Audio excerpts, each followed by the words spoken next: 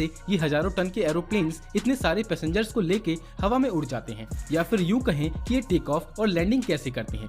तो दोस्तों, अगर आप भी जानना चाहते हैं इन अनोखे सवालों के जवाब, तो बने रहिए आज की इस वीडियो के आखिर तक। चलिए वीडियो को शुरू करते हैं।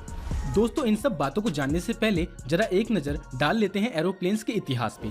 सबसे पहले अगर किसी व्यक्ति के दिमाग में ये आया था कि हम इंसान भी किसी चीज के माध्यम से उड़ सकते हैं, तो वे व्यक्ति थे आर्किटस, जो कि आज से 1400 साल पुराने व्यक्ति थे। दोस्तों, इन्होंने 400 BC में पहली बार पंछियों के जैसे पंख बना के उड़ने की कोशिश की थी, और तभी उन्होंने एक ऐसा आर्टिफिशियल डिवाइस बनाया जो कि करीब 200 मीटर की ऊंचाई तक उड़ा। हालांकि उसकी कोई तस्वीर नहीं है, लेकिन 9वीं और 11वीं सदी में ग्लाइडर्स का आविष्कार हुआ, पर उसकी